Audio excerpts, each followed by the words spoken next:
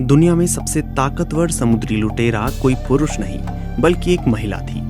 जी हाँ, इस महिला का नाम सुनकर ही दक्षिण चीन सागर में सफर करने वाले कांप जाया करते थे। इस महिला का नाम था जेंग ये सो।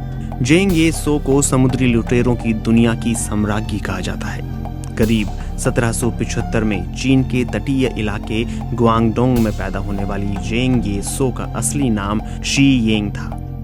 वो एक ऐसे दौर में बड़ी हुई जब आर्थिक असमानता और अशांति अपने चरम पर थी।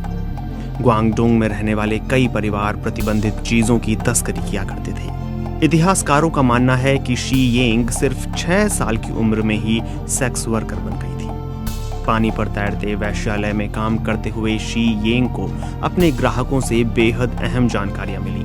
लोग उनके साथ वक्त बिताते हुए अक्सर ऐसे राज उगल दिया करते थे जो कभी कभी उनकी ही मौत का कारण बन जाते थे। धीरे धीरे शी येंग ने ऐसी जानकारियां उन लोगों को बेचना शुरू किया जो उनके बदले में भारी पैसा देने को तैयार थे। इस तरह शी येंग ने कुछ समय में ही भारी दौलत और अपने आसपास के क्षेत्र में प्रभाव कमाना शुरू कर दिया। एक आक्रमण के दौरान शी येंग की मुलाकात झेंग यी से हुई और दोनों को प्यार हो गया।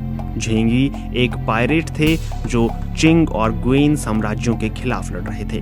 दोनों ने जल्द ही शादी भी कर ली। झेंग और जेंग ये सो के प्रयासों से 1805 में चीन के सागर में सक्रिय सभी लुटेरे एक साथ आ गए। इन डाकुओं ने समुद्र को अपने अपने हिस्से में बांट लिया। ये सब झेंग यी के नेतृत्व में लड़ने को तैयार हो गए थे। लेकिन साल 1807 में झेंग यी की मौत हो गई, जिसके बाद असल मायनों में जेंग ये सो की ताकत बढ़ना शुरू हुई। जेंग ये सो ने अपनी ताकत बढ़ाने के लिए अपने ही दत्तक पुत्र चेंग पाओ से शादी कर ली, जिनकी उम्र उस समय 20 से 30 साल के बीच रही होगी। इसके बाद जेंग ये सो की ताकत इतनी बढ़ गई कि उन्होंने अपने प्रभाव के क्षेत्र को नियंत्रित करने के लिए कई नियम कायदे बनवाए, जिनका वह सख्ती से पालन करवाया करती थी। इन नियम कानूनों में डरपोकों को मौत की सजा सुनाने का प्रावधान था। अपने हिस्से से ज्यादा की लूट की रकम लेने वालों और अनुशासनहीनता दिखाने वालों को भी जान से मारने का प्रावधान था। यही नहीं, आज्ञा बगैर गायब होने पर समुद्री लुटेरों के कान काटे जा सकते थे और समुद्री लूट के दौरान पकड़ी गई महिलाओं के साथ शोषण या बलात्कार करने पर मौत की सजा देने का प्रावधान था।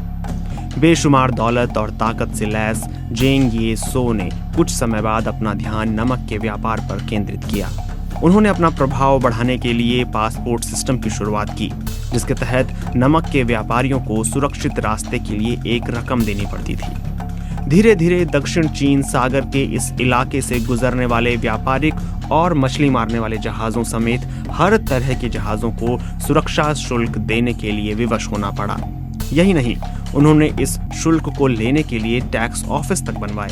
साल 1809 तक जेंग ये सो इतनी ताकतवर हो गईं कि उनकी सैन्य और आर्थिक शक्ति ने चीनी सरकार को भी परेशान कर दिया और समुद्री लुटेरों की समस्या के निदान के लिए चीनी सरकार ने ब्रितानी और पुर्तगाली नौसेनाओं से मदद मांगी। इसके बाद नौसेनाओं और समुद्री लुटेरों के बीच कई जंगें हुईं, जिनमें समुद्री लुटेरे विजयी रहे। लेकिन 1810 तक जेंग ये सो और उनकी टीम ने सरकार के साथ समझौता कर लिया, जिसके एवज में सरकार उन्हें मोटी पेंशन देने के लिए तैयार हुई।